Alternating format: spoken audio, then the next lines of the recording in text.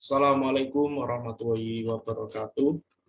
Saya Fauzi Ramadan, NIM 2020343031 akan menyampaikan materi ujian tengah semester telaah kurikulum yang telah saya buat untuk melaksanakan tugas dari Bu Endang Siwi Eko Ati.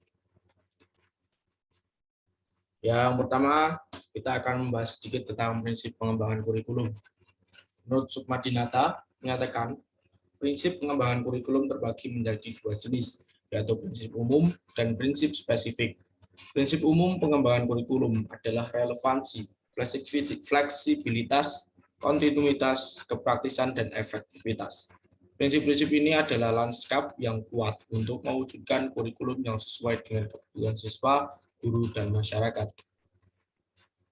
Prinsip khusus pengembangan kurikulum adalah berkaitan dengan tujuan pendidikan, prinsip yang berkaitan dengan pemilihan konten pendidikan, prinsip yang berkaitan dengan pemilihan proses belajar mengajar, prinsip yang berkaitan dengan pemilihan media dan alat belajar, dan prinsip yang berkaitan dengan pemilihan kegiatan penilaian. Hal yang sama dinyatakan oleh Hernawan Sudrajat. Beliau menyampaikan 5 prinsip dalam pengembangan kurikulum, yaitu yang pertama ada prinsip relevansi. Secara internal, kurikulum memiliki relevansi antara komponen kurikulum, yang meliputi tujuan, bahan, strategi, organisasi, dan evaluasi. Sedangkan secara eksternal, komponen itu memiliki relevansi dengan tuntutan sains dan teknologi, yaitu relevansi epistemologis, tuntutan dan potensi siswa, relevansi psikologis, serta tuntutan dan kebutuhan pengembangan masyarakat atau relevansi sosiologis. Prinsip fleksibilitas yang kedua, prinsip pengembangan kurikulum berupaya agar hasilnya fleksibel dalam implementasinya, menginginkan penyesuaian berdasarkan situasi dan kondisi, tempat dan waktu yang selalu berkembang, serta kemampuan dan latar belakang siswa. Peran kurikulum di sini sangat penting terhadap perkembangan siswa. Untuk itu, prinsip fleksibel ini harus benar-benar diperhatikan sebagai penunjang untuk peningkatan mutu pendidikan. Yang ketiga adalah prinsip kontinuitas, yakni adanya kesinambungan dalam kurikulum, baik secara vertikal maupun secara horizontal. Pengalaman belajar yang disediakan kurikulum harus mempertimbangkan kesinambungan yang baik dalam tingkat kelas, antar jenjang pendidikan, maupun antara jenjang pendidikan dengan pekerjaan. Makna kontinuitas di sini adalah berhubungan, yaitu adanya nilai keterkaitan antara kurikulum dari berbagai tingkat pendidikan. Selain berhubungan dengan tingkat pendidikan, kurikulum juga diharuskan berhubungan dengan berbagai studi, agar antara satu studi dapat melengkapi studi lainnya. Yang keempat ada prinsip efisiensi. Peran kurikulum dalam ranah pendidikan cukup penting, bahkan vital dalam proses pembelajaran. Ia mencakup segala hal dalam perencanaan pembelajaran agar lebih optimal dan efektif. Dewasa ini, dunia revolusi industri menawarkan berbagai macam perkembangan kurikulum yang dilahirkan oleh para ahli dari dunia barat. Dan yang kelima ada prinsip efektivitas. Mengembangkan kurikulum pendidikan perlu mempertimbangkan prinsip efektivitas. Yang dimaksud dengan efektivitas di sini adalah sejauh mana rencana program pembelajaran dicapai atau diimplementasikan. Dalam prinsip ini ada dua aspek yang perlu diperhatikan, yaitu efektivitas pengajar guru dan efektivitas belajar siswa. Ya. Apakah semua prinsip itu perlu digunakan dalam pengembangan kurikulum? Menurut saya, dalam pengembangan kurikulum, semua prinsip itu perlu untuk digunakan. Prinsip-prinsip itu akan menjadi dasar yang baik untuk pengembangan kurikulum. 5 prinsip saling melengkapi agar menemukan kurikulum yang pas. Kemudian untuk soal nomor 2, yaitu pendekatan dalam pembelajaran.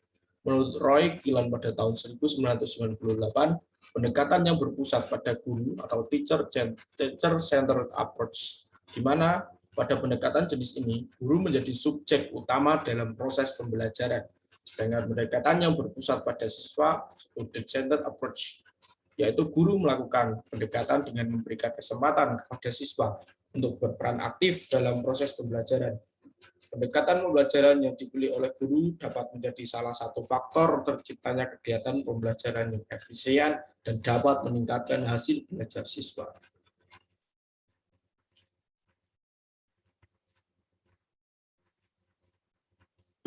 Kemudian ini adalah contoh pendekatan pada penerapan kurikulum di Indonesia. Pada kurikulum KTSP 2006, menurut saya saat itu Indonesia menerapkan kurikulum Teacher Center Approach. Pada kurikulum ini, guru memberikan materi terlebih dahulu sebelum memberikan penugasan. Materi-materi yang dibuat oleh guru menjadi dasar pembelajaran siswa. Contohnya adalah ketika pelajaran membaca, belum siswa melakukan praktik, guru memberikan teori-teori dan dalam membaca terlebih dahulu, kemudian memberikan contoh, lalu baru meminta siswa untuk praktik. Sedangkan pada kurikulum 2013, siswa akan diberikan penugasan atau bahkan praktik terlebih dahulu atas dasar pencarian siswa sendiri dari berbagai sumber selain guru. Kemudian setelah praktik, guru akan memberikan evaluasi berupa materi yang telah disiapkan.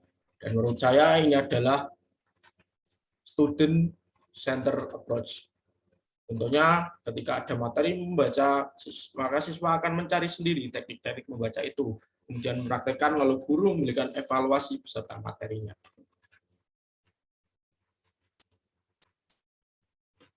Ini adalah materi yang saya buat tentang mata pelajaran pada jenis isi kurikulum berdasarkan logika, etika, dan estetika. Yang pertama ada logika. Mata pelajarannya adalah matematika. Seperti pengertian logika, yaitu pengetahuan tentang benar salah berdasarkan prosedur keilmuan. Matematika adalah pelajaran yang mutlak dan tidak bisa diubah meskipun waktu terus berjalan. Jawaban didapat dari rumus yang telah ditentukan. Kemudian ada etika. Contoh mata pelajarannya adalah pendidikan Pancasila dan kewarganegaraan. Pengertian dari jenis isi kurikulum etika adalah pengetahuan tentang baik buruk, nilai, dan moral. Dalam mata pelajaran PPKN ini banyak diajarkan tentang nilai-nilai Pancasila, misalnya. Juga ada pembahasan tentang norma-norma yang berlaku pada masyarakat. Kemudian pada jenis isi kurikulum estetika, ada mata pelajaran prakarya dan kewirausahaan. Ini merupakan mata pelajaran yang baru di kurikulum 2013 ini. Estetika adalah pengetahuan indah, jelek, yang ada nilai seni. Pada mata pelajaran ini banyak mempelajari tentang membuat barang yang menarik, kemudian bagaimana barang itu menjadi nilai jual. Barang yang tidak indah dan bernilai seni tidak akan bernilai jual. Indah dan bernilai seni adalah nilai-nilai estetika.